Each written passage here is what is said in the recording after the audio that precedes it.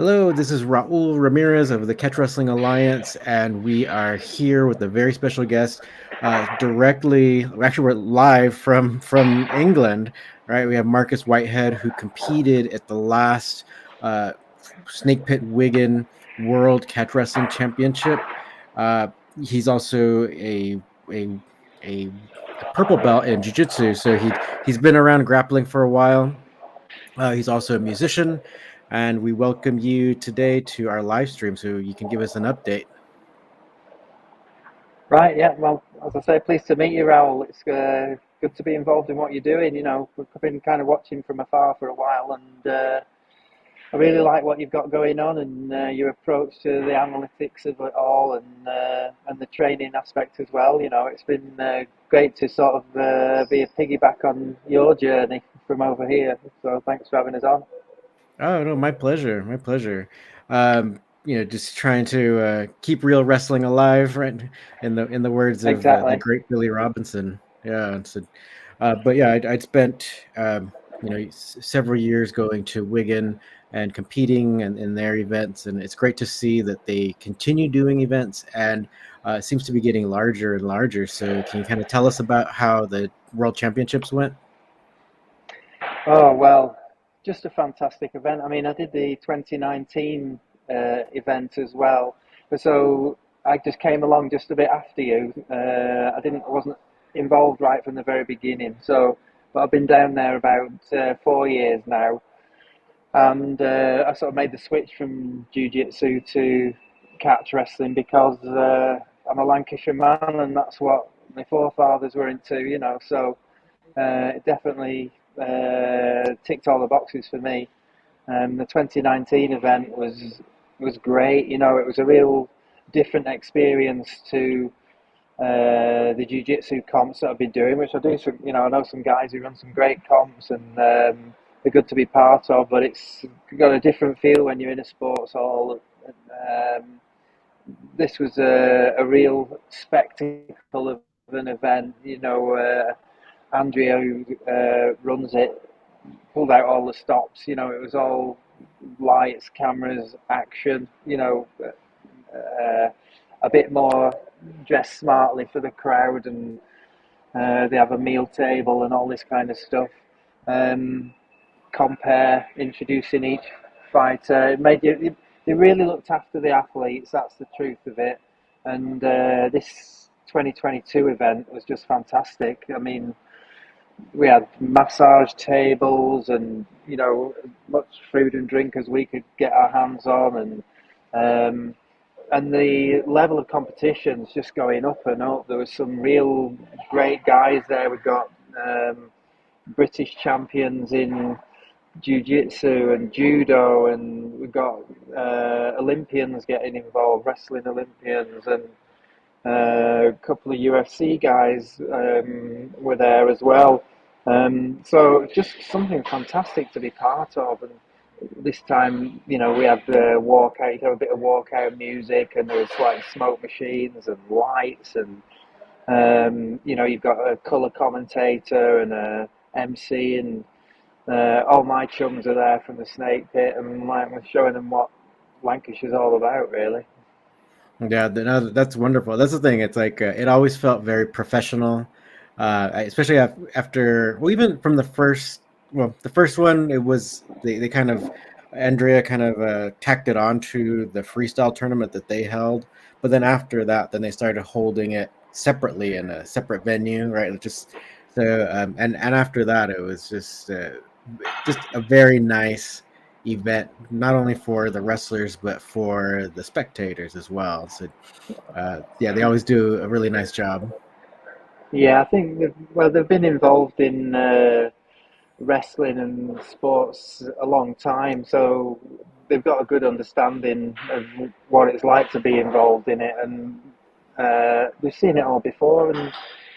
And she doesn't do anything by halves anyway, and there's a real good ethos about between the competitors that she really tries to promote at the club as well, which I'm down with. I think that's why it sort of sat nicely with me. There was a lot of pushing and shoving, I would say, in the jiu-jitsu. It was like oversaturated. I just thought there's no room for me here. But went to the snake pit, was welcomed with open arms.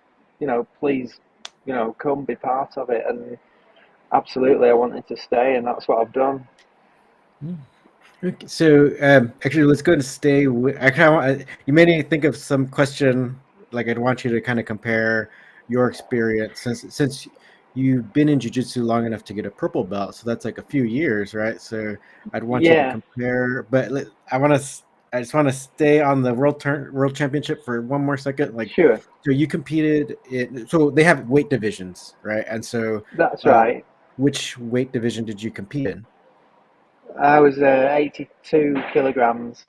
Um, so I did the 74 kilograms in 2019, Mm, and I've cut weight a couple of times since. I can't be bothered. I just want to walk in and go. So I don't really want to mess about too much in that regard. hmm I am what I am. Yeah. So, um, and I'm probably going to get a bit heavier, I imagine, over the next few years. But so I was like slap bang in the middle, really. Mm, It was a good category. It was the deepest category. There was uh, 12 in it. Um, and there were some real good matchups. It was just a great event. I fought a guy from Brighton who's come up and trained with us a few times at Brighton's on the south coast. He comes up as often as he can to train at the Snake Pit.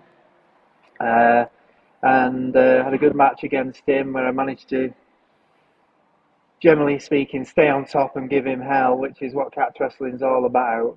mm, So I was really pleased to get through to the next round. On the 2019 one, I went the distance with the guy, but I was still a bit jiu-jitsu-y back then. mm, I'd just sort of made the switch, so um, I wasn't too concerned that he was on top of me all the time because I was kind of, going for toe holds, going for Kimuras, as I used to call it, mhm. and sort of doing a lot of attacking from underneath, but wasn't really shown to be a dominant wrestling sort of thing that I was doing. So although we'd gone the distance, I felt like he'd been in trouble, even though he was on top of me. But they gave it to him, and I kind of understand why. Yeah. So, and there's also, we've sold a bunch of tickets. I've got family, I've got friends who are all cheering on. You just think, just don't get, just don't lose in the first like 30 seconds. You want to give them something to something to watch and enjoy. So I was really, really pleased with the first match. I couldn't put him away. He was a tough guy. He's an MMA guy. He's been training for many years. He's got his own gym, blah, blah, blah. So someone come up to me afterwards and said, you've just beaten, don't you? It was like, well done, well done. I was like, oh, right, great, fantastic, Um, and then um, I don't know if I've heard of Kevin Lloyd. He's another guy. He's one of the coaches at the Snake Pit. He Mm, does professional wrestling, but he's supplementing it with his catch wrestling.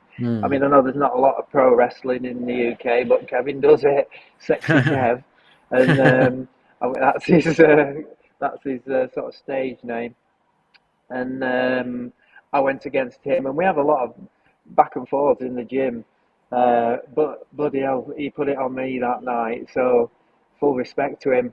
And I went out in the second round against Kevin. I nearly had him with a toe hold. I thought, oh, Mm, but mm, he gritted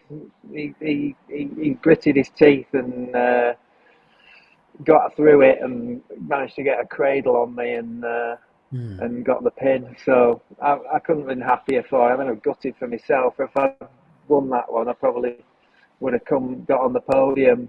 But Kevin deserved it. It was a great one. Mm. Well, you're mentioning several like topics that I think are really good to kind of highlight. Where it's like you're happy for the person who beat you, and actually, it seems there's like a real good sense of like camaraderie or like friendship or kind of family even with catch Yeah, wrestling and in particular Snake Pit Wigan. yeah. It's brothers in arms. That's the way. We're just which when you're training with people, you got to, especially in a sport like this. you've got to have that mutual respect because people are going to get hurt otherwise, you know, and nobody wants that. We all want to carry on training, and if anybody does, then you've got no one to train with, you know. And Mm-hmm. when you see what your teammates have been through, you know, sometimes they're going through illnesses or you know family problems or you know all sorts of different stuff could be happening. So you know what the ins and outs of their lives, and it's great to see anybody doing well really and what they're passionate about, you know. Yeah. Um, yeah, it's special. It's a real bond that you form, and iron sharpens iron. So I mean, you want them to be doing well because, especially if you know, bloody hell, you know, he's just got on the podium, you know, just throwing him around last week. You know what I Mm-hmm. mean. So it makes Mm-hmm. you can sort of gauge your own progression by their performances as well, because you know exactly what they've got really, you know, and Yeah. what you can do as well. So Yeah. So another thing you mentioned though was that so your first competition in catch wrestling, you said you felt you were more jujitsu like. Can you kind of explain, like in your words, what the difference is between like jujitsu and catch wrestling? well, in the first instance, we started on our feet, which was why it kind of appealed to me a lot anyway, because we were always sat down or on our knees or something like that, and it just seemed a little bit. I mean, I get it, but uh, I always wanted a little bit of sort of street realism to what I was doing, if you see what I mean. So that it wasn't Mhm. just something that I go in a special place to do. It was like, this is going to be useful if somebody walks up to me and starts giving me some trouble type thing. So sitting down isn't the first thing that I'd be doing. So, and then I'd go to jiu-jitsu competitions and I'd be stood in front of someone. They go, right, off you go. And I'm like, oh, didn't really know what to do. So it was great for that. So we went in. Every time you get thrown down, the main name of the game is to get back on your feet again, and that really just sort of spoke to me somehow. That was the made sense. Made sense to me. Don't be rolling around on the floor too much. Um, Mhm. but so I'd get thrown down and just falling straight to my back. I mean, because I've been at it for quite a few years anyway. Like you say, to get up to purple belt. Um, and was quite comfortable, you know, falling onto my back. But of course, you're losing straight away. As Roy says, if you look at the ceiling, you're losing. So Mhm. um, it took me a while to kind of start going belly down, and then because you're thinking, oh, I'm letting him on my back, and that's like the worst, supposedly the worst place for someone. Definitely say that I've not found it so bad because I automatically go belly down and give people my back and turn into them, turn away from stuff like that in comps, and I can't say I'm getting my head ripped off my shoulders. Um, and most of the time they're like, "Oh, what are you doing?" And I'm expecting you to turn and face them and look up, and they're ready to deal with that. But when I sort of turn away and they don't really, it's not what they're expecting often anyway. So that was one thing. But and also the mat wrestling that took me a while. I think for the first couple of years, I was like doing anti wrestling, trying to stop them from being able to wrestle me and stuff like that, and it really hindered my progression actually. Until I thought, well, look, I'm just gonna have to do what they tell you to do in here if I want to get any further, Mhm. because sitting out and mat wrestling just felt really weird, and especially with some of the bigger guys, I'd sit down like a teddy bear and then just got like flattened into the mat. And but until I realised, no, you're not going to sit strong. You don't just like turn away. You've got to have your posture and stuff like that. And eventually, I sort of started sitting. Well, once I've sat out, right now I can turn back into them. And once I started putting it together, then I started looking a bit more like a wrestler. So, Yeah. um, uh, yeah. Yeah, no, those sit outs. I think that is a big difference, right? I think that can be like one of the topics you could put like a little asterisk as like something that's quite different from the like at least modern jiu-jitsu. Oh I yeah, think I've never really seen a sit out even in some of these old black and white like old jiu-jitsu manuals or even in the Japanese ones. You don't really see the sit out there. It's right. definitely like a real wrestling or real catch wrestling thing, but it is so effective even in no-gi competition. I find because I'm doing Yeah. no-gi, at the local gym here in LA. So I'm doing it quite often, and it's using catch wrestling works very well. Yeah, I was. I didn't. I don't know why. I just had a mental block that it wasn't. It was a weird thing to do, but actually no. In fact, I think I mentioned to you once. I've been watching. Was it Chris Morales? Hmm. Hmm. I was watching a video of one of his matches, and he was sitting out just so really well. I think he was against a much bigger guy as well, and the way he was doing it just made me think, no, right, look, that obviously works. Look, look what he's doing there. Yeah. Um, so it was quite inspiring, that really. Oh, wonderful. Oh, I think I told him that because I think you messaged that to me, and I made sure that Oh yeah, he knows. So yeah, that really made cool. him happy. Yeah, Yeah. and I think that's the thing that's like so it might seem, especially if you come from a jujitsu background, a lot of these kind of wrestling and catch wrestling ways of grappling or approaches to grappling that might seem weird, like the whole giving your back thing or sitting out, but it can create more opportunities for you to counterattack, or even if you want to stand back up, you might be able to just stand back up and escape, right? If it's like a self-defense situation, Yeah, or if you feel like it's more advantageous for you to stand up and kind of reset it, you can do that. yeah. And getting 2-on-1 grip on somebody's arm was really difficult for me to Hmm. standing back up again. Because just sort of, I think I've got strong grips just through holding hammers and axes and things like that, and you can get a good grip. And certainly, I mean, it's hard to break one grip off, but if you got two, just find a really beneficial way of standing up as well. In fact, it saved in that World Championships.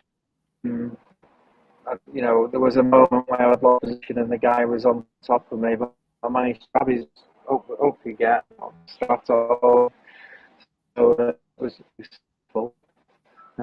Another thing, of course, I noticed the difference between catch and jiu-jitsu. I mean, at jiu-jitsu, I was sort of known as being kind of rough and a bit bony and a bit sort of grindy. And when I went to catch wrestling, they were telling me I was soft. And when I went see my mates at jiu-jitsu and told them that, they were like, "What? What are you? You are soft?" It was really funny. So, and I guess, I mean, I do think it's good to like jiu-jitsu for everyone and all this kind of stuff, but I don't necessarily want to be doing jiu-jitsu with everyone if all the time, because sometimes I mean, well, you do sort of take it easy on smaller or less experienced people, don't you? But there was just a bit more, just get stuck in, at catch wrestling. I liked it. It's just sort of worked for me, really.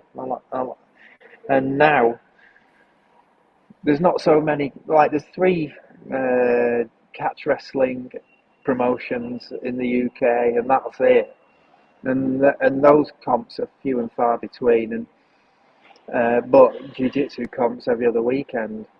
Hmm. So I've been doing a lot of those. I'm probably the most active competitor out of the snake pit. I think it's fair to say. I don't think anyone will hold that against me. Um, so trying catch wrestling in these different disciplines, gi or no gi or what have you. Um, and it's surprising how the difference affects people that you're up against. I've forgotten where I was going with this, but there's it's been good to try out the techniques in what if you call the wider grappling sort of pool. It's good. I had a match last Sunday over in Liverpool against strong jiu-jitsu. I mean, I'm 46 now, but so and against a similar age guy that were like doing an over 40s sort of thing. But he was aggressively coming at me from his guard though. And the catch wrestling really enabled me to just completely sort of smush him, really. Smush him. Hmm. Um, I was wearing him out, heavy, grinding, punishing. Really, he was sort of. He looked like he'd had a fight when we'd Mm. finished. Nice. Um, and he went to sit up quite fast. He was trying to sit up from his guard to get an underhook, and I was just posting like that. I must have posted right on the end of his nose, covered in his blood. And by the time he finished, um, Wow. it was. I think I was just a little bit faster to the positions with him, and really, he never really got anything going. And I was putting attempted submissions on him, and his escapes from those were involved to sort of running away really and allowing me to get another position. Um, and just sort of riding on him with the hips and switching the legs around when he was coming this way, I was going that way, and it was. I was really pleased with that actually because it was a good gym, and I felt like I was walking into the Lions Den a bit. They've got a real good reputation, and I was there on my on my own and Wow. late. Right, you're on in 5 minutes. I was like, okay, like I've just driven like a couple of hours up the motorway. Mm. Um, just did a bunch of star jumps and touched my toes a bit, and that was I was on the mat shaking hands with the guy. Let's go. Wow. It was Awesome. good. It was good. That's Yeah, I awesome. think they enjoyed. It was good to. It was really good because it was a proper demonstration of the style that I've been learning and what the snake pit's all about. It was all catch wrestling that I was doing, and it Nice. showed its dominance in that situation really. So it was good. I was really pleased with that. Yeah, yeah, I'm really glad that you're here telling people that, because I think sometimes, because like my focus, at least the focus of this channel on YouTube, is to talk about catch wrestling and to promote catch wrestling. So then I sometimes in the comments, I think people think that that's the only thing that I do, and and then now that you're doing catch wrestling a lot, maybe people are going to start thinking, oh, he's never done jujitsu, but it's like we also do other things, and the Yeah, yeah, and we can see the value in the catch wrestling, and we can and like you I think you just gave everyone a good example as to like how effective catch wrestling can be even in nogi competition. So thank you for that, and hopefully people understand that it's like you're back. You're a purple belt, and you're not a beginner. So it's like you've spent all this time kind of doing things in a jujitsu way. So you're finding success in using catch wrestling, which is great. yeah, yeah. I could really see there are similarities between the two, obviously, and I could. So I think that's why got on with jiu-jitsu in the first place. I wanted to come to the snake pit when they first started about 10 years ago. Started back up, but it just wasn't feasible for me at the time. Just the distance that I would have had to travel. But as I've kind of developed in my business and stuff like that, I could just start to do what I wanted a bit more at the time. Was head down, making sure everything worked out. So I just had to go to the local gym, and it was great. And it gave me a reasonable foundation about what to expect within any type of grappling. But I always wanted to go to catch because this is where it all began, and that's what we do around here. So, Mm-hmm. um, and like I say, there was a bit more. Just seemed like there was a bit more room for me, and there's a lot of jiu-jitsu and a lot of jiu-jitsu people. Um, so it was just a bit easier to be involved with, and they wanted you to be involved, and by God, we really do get involved because it needs all the support it can get. It really does. Hmm. and I'm happy to be in with them. A great bond, a great group of people. Um, but on the jiu-jitsu or nogi grappling front, um, I've there was a whole like some sides of my game that I had to sort of forget about completely. It just wasn't working for me, and so for example, when I was doing jiu-jitsu, and I've already spoken about my grip strength, and if I could like lock up a double wrist lock on somebody's arm or leg, it almost certain that I was going to sub them within a certain amount of time from there. Because you could change positions, but keep hold of that lock. So it'll get me out of all sorts of trouble, and allow me to advance to some sort of finish. But I really struggled. I have been struggling. I mean, it's all a learning curve, and I still consider myself a novice. Really, there's so much depth to it. Um, but for example, so I'd get the grip that I wanted, but I was used to being able to invert a little bit, roll across my shoulders, and Mm. um, every time I did it, it was like, oh, you've lost. It was like, oh, and in fact, there was a lot of this, a lot of jiu-jitsu guys coming into the world, and you could see jiu-jitsu not working in a catch wrestling environment. Um, Guys losing, getting the double wrist lock, rolling onto the backs, just not getting held there for a minute. That's it. You've lost. They were really disappointed because they feel like you're in a dominant position, but um, not I've, I've got to learn how to bring that back. So I bailed on it because it was part of my anti-wrestling game. It was like, oh well, you're a wrestler, but I can grab this on your arm, and you're not Mm. going to wrestle me anymore. But of course, they just pinned me.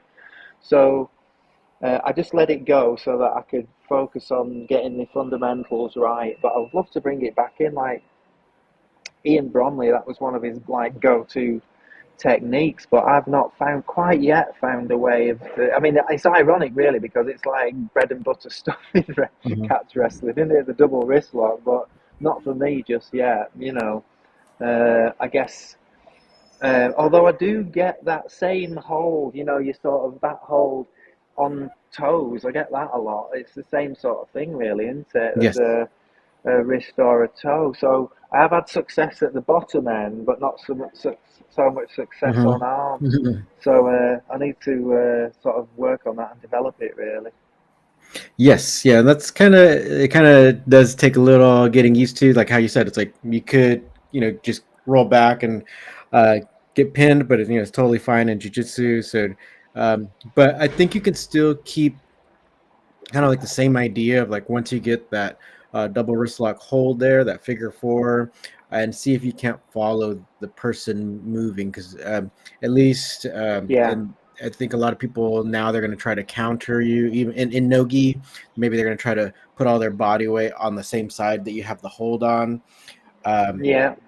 if you can't get the outside kind of like grapevine wrapping around their leg, and you can still kind of bridge back, so that would still allow you to not Right. get pinned and do it. But if they put all their weight over and you can't get that grapevine, sometimes you can actually just go with it. That you still hold the position, but since they're putting all their weight onto that same side, you can kind of tripod. So you'll actually go head down, get your butt in the air, and you can Okay. actually jump over them. So you'll end up going up Right. Yeah. across, you pinning them, and you'll still have that double wrist lock position. I was thinking about maybe making a YouTube video about that so everyone can see, I guess, because Right. That would be cool. Yeah.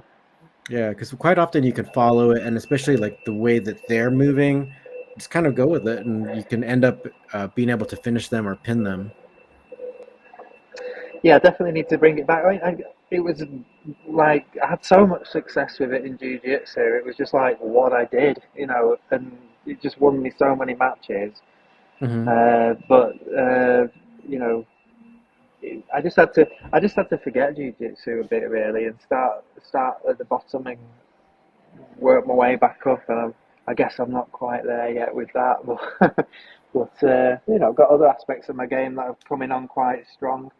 I seem to get the snap down on most people. You know, I can Awesome. if I can get hold of a wrist and a neck, and Hmm. then get the head tucked under my arm and get them down that way. You know, I found that's pretty much a go-to thing. I think I'm quite tall, I'm like over 6 foot, so usually sort of looking at least in somebody's eyes or down at them. Hmm. Um, so that's been a real successful thing. I mean, you've got to be careful not to get stuck in a rut with stuff that you're good at, though, aren't you? You know, Hmm. because you at the expense of other stuff. The cross buttock as well. That was just like that's a brilliant move. It was just like being in the schoolyard all over again. I'll tell you what I'm going to do: grab your Hmm. head and rag it to the floor. So Yeah. that seemed pretty straightforward stuff. I Yeah. mean, but there's all sorts of trips and uh, tips and tricks, for even something that seems so simple. There's ways to do it and ways to not do it. That's why I guess they're my best two takedowns, really. And what I really want to work on is getting down to the legs and in on singles and doubles and stuff like that. It seems a lot like a long way down there to me. Yeah. and I've got like I'm really strong in some areas, um, but other parts of my body just don't feel that strong at all. And I think squatting and all that kind of stuff, not really. I haven't got like tree trunk legs or anything. In fact, so I've had to really, even to get the Indian crawl going, I had to sort of think, right, okay, I need to do a bit of extra work here to make it, because my legs are just screaming in agony when I was Yeah. trying to do these things, until I got into the pattern of doing it.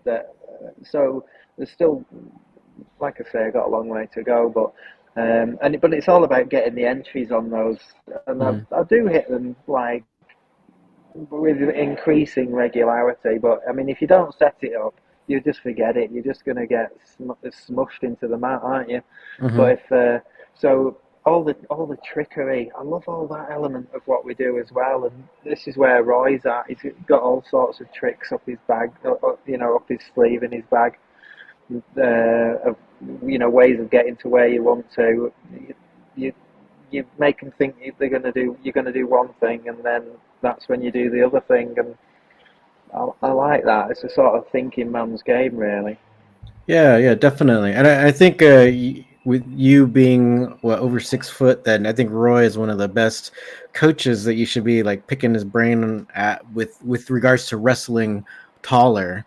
It doesn't mean you have to like stand upright, but I think for people who are just listening might not know what we're talking about, but I mean, there is wrestling for the taller person where you don't necessarily have to be like shooting double legs or whatever, but that cross buttocks is one of those perfect techniques for the taller wrestler. And Yeah. yeah, Well, they, Mhm. they, they had kind of said to me, like, well, just forget about the legs. What you're doing, you seem to do pretty well up top anyway. But the way I'm thinking about it is, especially when I'm against people that know me, I want them to know that I can get their legs, so that at Mm, least when I fake it, they believe me. You know what I mhm, mean? So mm, at least there's some sort of threat there. Right, otherwise, they can just defend like this the whole time. So. mm. Yeah, that's a good point. Um, and it's a bit more rounded game, and who doesn't want to pick someone up and throw them across the mat anyway? Oh yeah, oh yeah, totally. Oh, great. Uh, so is there anything in particular that you like? You kind of mentioned that you're kind of unlearning the jujitsu. Is there some principle in jujitsu that they talk about that you really that was like kind of hard for you to unlearn? um, really, the most, I think the first thing that most people would find is just not going onto your back. And it did feel very weird to be turning away from people and giving your back up all the time. It completely goes against everything that you've been told to do up until that point. So Mm-hmm. I think that was the main one, really. And apart from that, I think there's just so many similarities in what was being taught as well. The idea of shutting down options so that you were just left. You only leave the person one place to go, and that's the place you want them to go, so that you can do the move you were waiting to do. I mean, so quite a bit of it there was quite similar, um, but like I say, giving you back, sitting out, um, getting back up, they were all sort of alien concepts really. But that's what I see most often. I mean, there was guys at the Worlds who supposedly, what it's like. Everybody's a catch wrestler these days. Well, Hmm. where are they training? What are they doing? And they just look very, very jiu-jitsu to me, and that was what lost them. They weren't naturally wrestling. When Hmm. See, this is the thing: you can wrestle, you can be wrestling, but when the pressure's on, if you've not been doing it all the time, you just fall back to what you sort of know saves you or has saved you in the past. And if that's going to your back, then it's not good for you, really, is it? Yeah, yeah. Oh, that's a brilliant point. So I'm glad that that came out because that's the thing. Like you just said, I've also noticed that where it's like if someone learns something that they saw like on some jujitsu YouTube video and they're claiming this is a painful technique, so it's a catch wrestling technique, and then all of a sudden all of them are like catch wrestlers or they know catch wrestling, but that's not exactly the truth because it is its own style, it is its own way of doing things. So even though we're seeing more and more people claiming to be catch wrestling or catch wrestlers, like how you just said, it's like when push comes to shove and they're in a match and things aren't going their way, they're going to revert to their their base style, which Yeah, is jujitsu. yeah. Um, Yeah. and then I kind of got to give credit to, well, this is the keep real wrestling alive sort of idea, isn't it? And I've got to give credit to Andrea and Roy. They really just want to stick to catch wrestling. And I, as somebody who competes a bit more, and has to do other comps, I'm like, well, can't. But people are trying to choke me and all this kind of stuff, and why can't we? Can we look at this? Can we look at that? But they want to keep it pure, and I kind of get that. And maybe I don't know. Maybe it's up to me to do my own thing, and if I want to sort of look at all that side of stuff. But as it as it stands, I'm really happy just to be involved there, and I want to support what they're doing. So I can kind of and be involved because I'm just soaking it all up like a sponge. Mhm. There's so many techniques from one different position, and there's so much to learn. And particularly the seminars. There's one this weekend that I can't go to, sadly, but I'm lucky because I'm close. I do get to go to everything really. Mhm. Um, the seminars are just jam packed. There's not so much drilling. It's just a lot of techniques. You got to soak it all up that day, and then off you go Yeah. and drill it in your own time. It's like Roy says, I can show you these things, but if you're not drilling them, afterwards, they're not going to stick. I'd definitely recommend a notepad and pen if you go to these Yeah. seminars, because the amount of knowledge that it just comes out and out and out is just rammed full of it, and if you easy to forget, and I've got to give a shout out to Chris Lomas. Actually, he's the super heavyweight champion, um, and sort of one of the main coaches of the Snake Pit. And he's like an encyclopedia as well. His classes are absolutely awesome, and I think he's done this. He's written down what he's learned and the system. Mm. So he'll have all these different positions where you can go from it, and where all these different. And he's such a great guy. He's super modest, but a great wrestler. Um, and people probably won't hear from him or anything, but he's really helpful, super pleasant. I mean, he'll he'll ride you a bit and give you some grief, but at the same time, when you do something right, he'll let you know, and it's great to sort of train with him as well. Really nice. Yeah, I met Chris. I think at least the last time I was there, that's when he was getting into it. So it's great to see his progression, or at least to hear about his progression as well. Yeah, That's yeah, awesome. yeah. He wrestles really well. He competes really well. And it's just good to be involved with. And I'll tell you who's been down this last month is Thomas Hilton. Mm-hmm. As far as I mean, I've seen videos of him and over in America and stuff like that, and then he moved out to Australia. But he popped up. I didn't recognise him. He shaved all his hair off. I Whoa, was so he like, must look "Oh, like a this is completely you." different person. Yeah, yeah, yeah. So I've been wrestling with him last couple of weeks, which has been good. I mean, his dad Gary's must be clocking on for 60, but he's a gritty individual, and if you're not Hmm. careful, Yeah.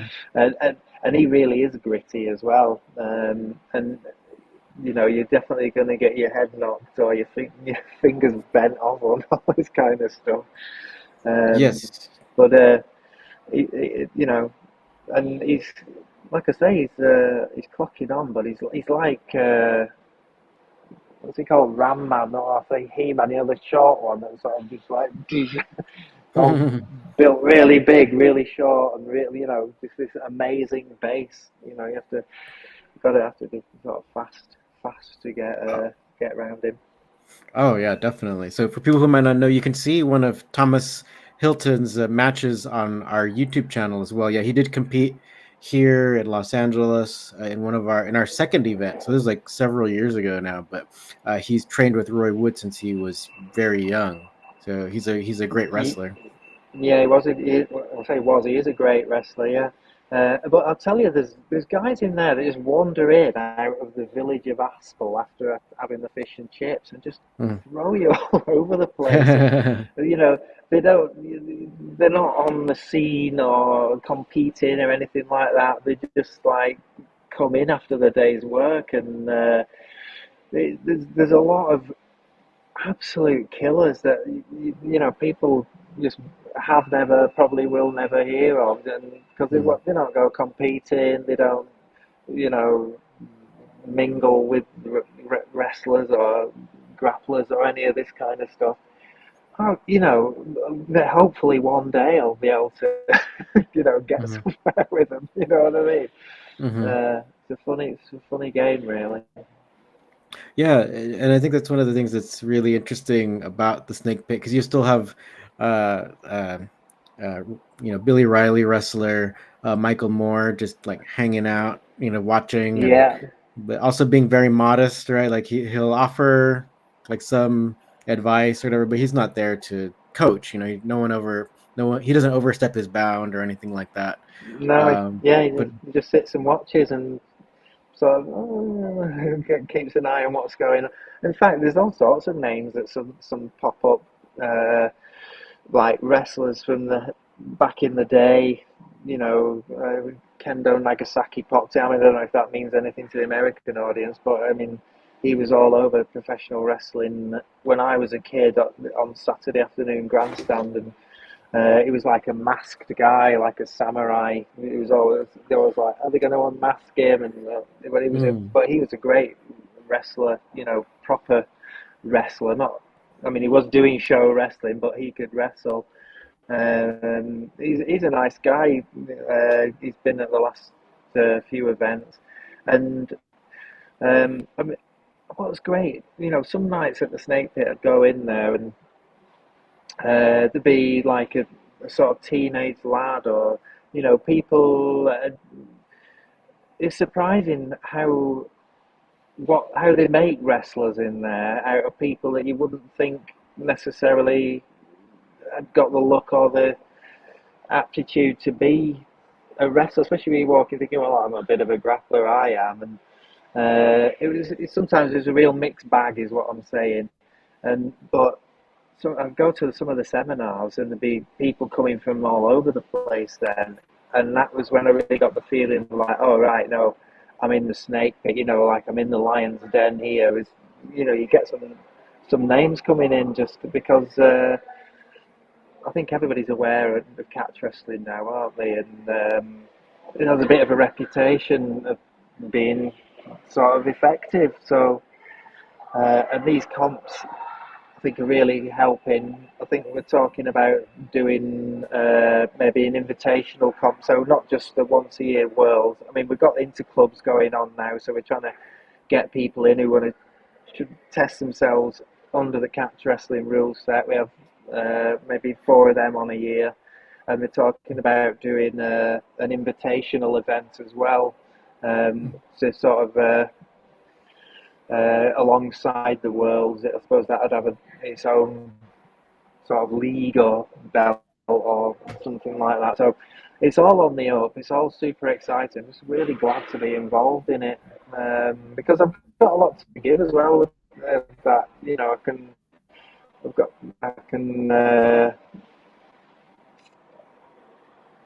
got my own sort of skill sets, and like I was saying, when you're putting these events on, it's like you're doing everything. I'm in the mats in the morning.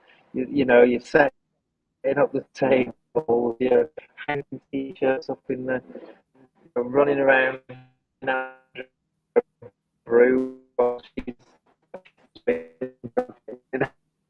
Everybody, where to be there, and all this kind of stuff. And so it includes a bit of entertainment stuff as well. Kind of stuff. I got to sing a song about Karis at the opening, but I probably shouldn't have because I'd only written it. Was a bit. Hadn't got it down pat familiar really. So anyway, it went down all right. The sentiment, I mean, the lyrics were great, and Yeah. the sentiment was well received. I watched the video back, and it was, the crowd seemed to like it, but I was a bit disappointed. But it's gone down in So, here. yeah, so you wrote a song and then they allowed you to perform it, and then but do you think so? If for anybody who's watching or listening, that there is a video of this on the Snake Pit Wiggins Facebook page, but do you think that maybe you will like re-record? So your that performance that's on their Facebook page is like you just finished it and you went out there and performed it, almost like no rehearsal kind of thing. So do you think you might like re-record it? I think so. Uh,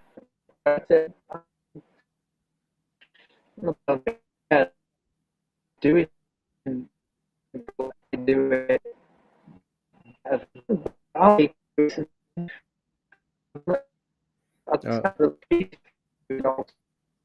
Oh.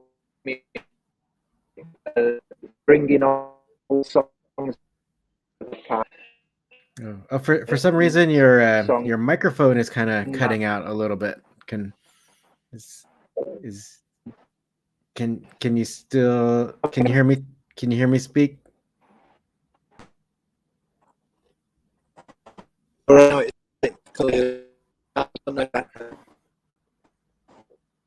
Hmm. Okay.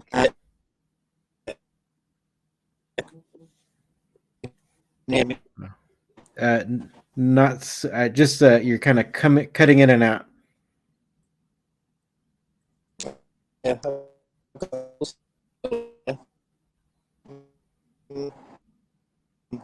can do about that. A little bit. I just heard like a little snippet. Go ahead and keep talking. Let's see if we can still hear you. I'm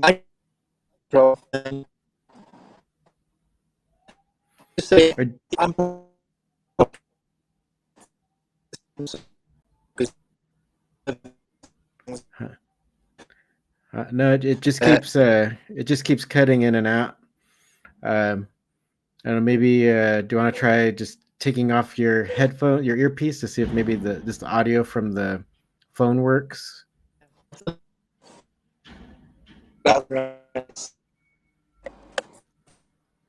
It's all fun. Annoying. Okay. It's I wondered to know if this here. okay. I don't know. Technology. With Yeah, it's just yeah, it's weird how like when it messes up because we were hearing you okay up until like just a couple minutes ago. you guys. Uh, no, it's still not quite working, but I think maybe what we can do is then we can maybe schedule to talk again like in the future, and then especially we can kind of discuss different like topics with regards to catch wrestling and even strategy and stuff. So Yeah. yeah, okay, Haven't we? yes, Yeah. yeah. So I guess we will go ahead and we'll go ahead and end it here, and then we'll try to work on our technical difficulties for another chat in the future. So thank you Sure. Well, for thanks very much. Anyway. yes, and then maybe what we can do is you can also get a brand new recording of your song out, and then we'll share it. Nice. Yeah, it'll be coming. Okay. Okay. So also, oh, actually, well, I would want you to tell people like how to find you, like on Instagram and stuff. But let's see if your audio works. Can you tell people your can you tell people your Instagram handle?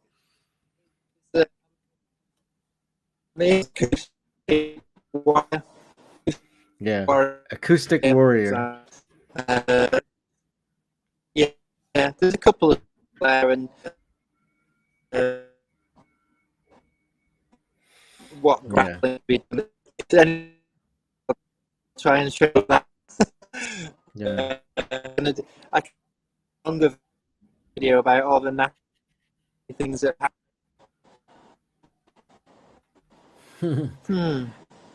All right. All right, Raul. Just okay. Yeah, it still keeps cutting out, but yeah, let's we'll go ahead and end it here then, and we'll just talk again later. Thank you very much. Right, nice. Thanks very much. Thank you. Okay, thanks. All right. Bye-bye.